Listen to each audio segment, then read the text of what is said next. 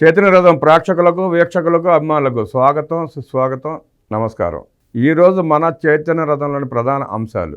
నా గెలుపు ఖాయం అన్నారు గ్రాడ్యుయేట్స్ ఎమ్మెల్సీ కూటమి అభ్యర్థి ఆలపాటి రాజా. ముగిసిన పోసాని విచారణ. పట్టాలెత్తున P4. ఉగాది నుంచి శ్రీకారం చుడుతున్న ప్రభుత్వం. పేదల సాధికారతే లక్ష్యంగా వినూత్న కార్యక్రమం. బడుగులకు సంపన్న కుటుంబాల తోడ్పాటే P4. ప్రభుత్వ పథకాలకు అదనంగా పేదలకు సాధికారత.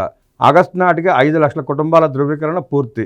ముందుగా 4 గ్రామాల్లో పైలట్ ప్రాజెక్టు అమలు. అధికారుల సమావేశంలో సీఎం చంద్రబాబు ఆదేశం. జాతీయ క్రీడలకు ఆతిథ్య అవకాశం అడిగా. భారత ఒలింపిక్ సంఘం అధ్యక్షురాలు PT ఉషతో సీఎం చంద్రబాబు భేటీ. స్పోర్ట్స్ సిటీ అభివృద్ధిపై చర్చ. వివరాలను ఎక్స్లో పోస్ట్ చేసిన సీఎం చంద్రబాబు. ఉమ్మడి ఆంధ్రప్రదేశ్ ముఖ్యమంత్రిగా బాబు గారు చేసినప్పుడు గచ్చిబౌలి స్పోర్ట్స్ కాంప్లెక్స్ మనం చూసాం. ఆ సమయంలో ఆయన ఆ నిర్ణయం తీసుకుని హైదరాబాద్లో బోల్డ్ స్టేడియంలు కట్టించారు. ఉప్పల్ స్టేడియం కానివ్వండి, ఎల్బీనగర్ స్టేడియం కావచ్చు, అట్లాగే గచ్చిబౌలి స్టేడియం కావచ్చు. దానివల్ల ఎంత అభివృద్ధి జరిగిందో ఇవాళ హైదరాబాద్ ప్రజలకు తెలుసు. అట్లాగే ఈసారి కూడా 2029 ఆతిథ్యాన్ని ఇచ్చే అవకాశం ఆంధ్రప్రదేశ్ కల్పించాలని ఉష గారితో అనడం, వారు ఒప్పుకోవడం వింటున్నాం. ఆంధ్రప్రదేశ్ స్పోర్ట్స్ హబ్గా తయారు చేసే ప్రక్రియలో చంద్రబాబు గారు చాలా వేగంగా అడుగులు వేస్తున్నారు. చంద్రన్న పెద్ద మనసు. వివాహానికి సాయం కోరిన ఆంధ్ర యువతకి సీఎం చంద్రబాబు 5 లక్షల ఆర్థిక సహాయం. ఆయనది పెద్ద మనసు అని అందరికీ తెలుసు, కొంతమంది మూర్ఖులు తప్ప. 49 కంపెనీలు, 10,000 ఉద్యోగాలు. మార్చి 5, 6 తేదీల్లో అతిపెద్ద కెరీర్ ఫెయిర్. విశాఖ గీతం యూనివర్సిటీలో నిర్వహణ. పోస్టర్ ఆవిష్కరించిన మంత్రి నారా లోకేష్. ఉత్తరాంధ్రకు మహర్దశ పట్టుకుందండి. ఉద్యోగాలు ఎల్లువ లక్షల ఉద్యోగాలు వస్తున్నాయి. అదృష్టవంతులు మీరు. నర్సింగ్ స్టూడెంట్స్కు జర్మన్ భాషలో శిక్షణ. స్కిల్ బీతో ఏపీ SSDC ఒప్పందం. ఏటా 1000 మంది నర్సింగ్ విద్యార్థులకు జర్మనీలో ఉద్యోగాలు. మంత్రి నారా లోకేష్ సమక్షంలో MOU. నర్సింగ్ వారికి జర్మనీలో ఫుల్ డిమాండ్ ఉంది. సుమారుగా 3-6 లక్షల మందికి అవకాశాలు ఉన్నాయి. ఆ క్రమంలో లోకేష్ గారు ముందు చూపుతో నర్సింగ్ విద్యార్థులకి జర్మన్ భాషలో ట్రైనింగ్ ఇస్తున్నారు. దానికి MOU చేసుకోవటం, ఏటా 1,00,000 మందికి ఉద్యోగాలు జర్మనీలో ఇప్పించే బాధ్యత తీసుకోవడం హర్షించదగ్గ విషయం, అభినందనీయం. ప్రజాస్వామ్య దేశంలో ఓటే ఆయుధం. పట్టభద్రుల ఎమ్మెల్సీ ఎన్నికల్లో ఓటు వేసిన సీఎం చంద్రబాబు, మంత్రి నారా లోకేష్. పోటెత్తిన పట్టభద్రులు, టీచర్లు. భారీగా పెరిగిన పోలింగ్.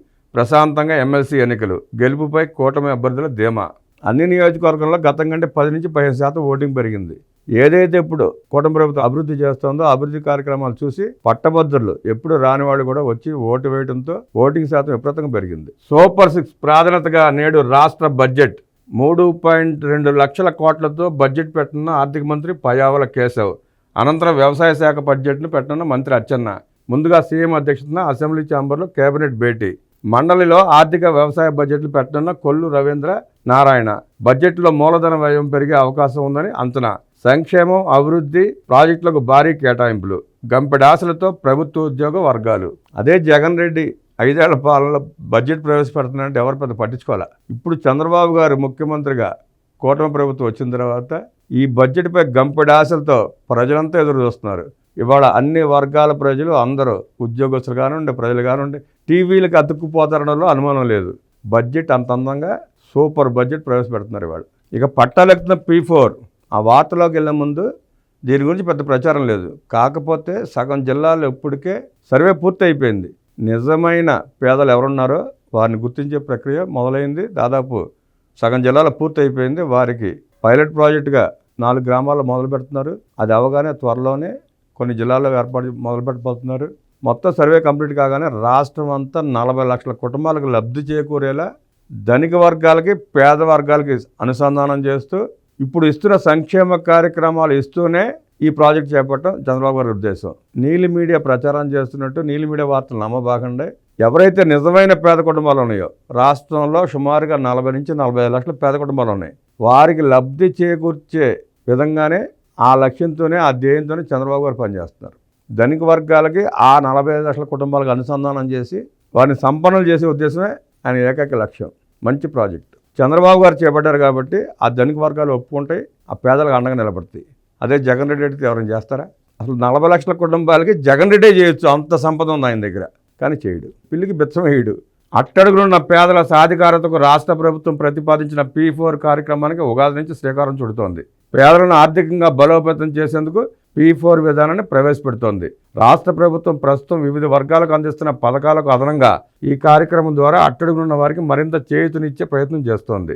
దీనికి సంబంధించి P4 family empowerment benefit management system పైన ముఖ్యమంత్రి చంద్రబాబు నాయుడు ఉండవల్లి నివాసంలో శాఖాపరమైన సమావేశాన్ని నిర్వహించారు. పేదరికం లేని రాష్ట్రమే లక్ష్యం, సంపదలో పై వరుసలో ఉన్న కుటుంబాలు సమాజంలో అట్టడుగున్న కుటుంబాలకు మద్దతుగా నిలబడటమే P4 విధానం ముఖ్యోద్దేశం కావాలని చంద్రబాబు అధికారులకు సూచించారు. ఇందుకు నిర్మాణాత్మక స్థిరమైన విధానం ఉండాల్సిన ఆవశ్యకతను ముఖ్యమంత్రి ఉద్ఘాటించారు. రాష్ట్ర ప్రభుత్వం ప్రతిష్టాత్మకంగా తలపెట్టిన P4 విధానం ఈ ఉగాది నాటికి కార్యరూపం దాల్చేందుకు సన్నాహాలు చేస్తున్నట్టు అధికారులు ముఖ్యమంత్రికి వివరించారు.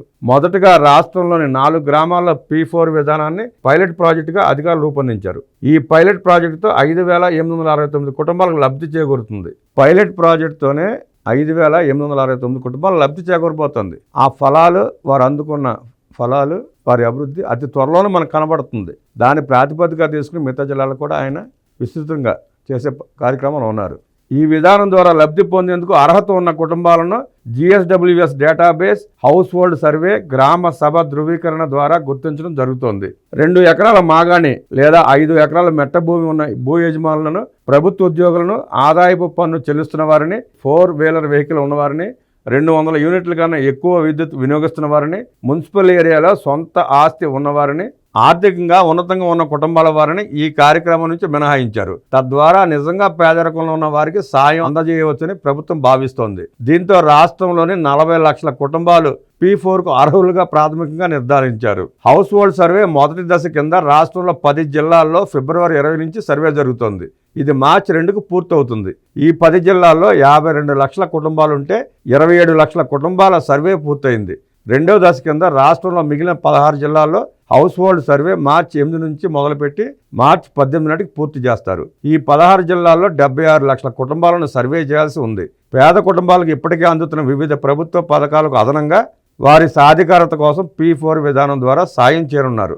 ఈ సర్వేలు అట్టడుగునున్న వారిని గుర్తించడానికే తప్ప వీటి ఆధారంగా ఇప్పటికే ప్రభుత్వ పథకాలు పొందుతున్న లబ్ధిదారుల్లో ఎటువంటి మార్పులు చేయరు. లబ్ధిదారుల ధృవీకరణ పూర్తయిన తర్వాత సమృద్ధి బంధనం ప్లాట్ఫామ్లో ఆయా కుటుంబాల వివరాలు పొందుపరుస్తారు. లబ్ధి పొందాల్సిన కుటుంబాలతో సాయం చేసే కుటుంబాలను అనుసంధానించడమే ప్రభుత్వ పాత్రగా ఉంటుంది. ఎక్కడా ప్రభుత్వం నేరుగా ఆర్థిక కార్యకలాపాలు నిర్వహించదు. మ్యాచింగ్, ఎనర్జింగ్, ట్రాకింగ్ వరకే ప్రభుత్వం పాత్ర ఉంటుంది. ఇందులో ఎటువంటి ఒత్తిడి ఉండదు. స్వచ్ఛందంగా ఆయా కుటుంబాలు, వ్యక్తులు ఈ కార్యక్రమంలో భాగస్వాములు కావచ్చు. P4లోకి ఆగస్టు కల్లా 5 లక్షల కుటుంబాలు. ఈ ఉగాదికి ముఖ్యమంత్రి చేతుల మీదుగా అమల్లోకి రానున్న కార్యక్రమంలో ఈ ఏడాది ఆగస్టు నాటికి 5 లక్షల అభిలాష కుటుంబాలను సమృద్ధి బంధనం కింద తీసుకువచ్చేలా ప్రభుత్వం ప్రయత్నిస్తోంది. ముఖ్యమంత్రి నిర్వహించిన సమీక్షా కార్యక్రమంలో ప్రభుత్వ ప్రధాన కార్యదర్శి విజయానంద్ తదితరులు పాల్గొన్నారు.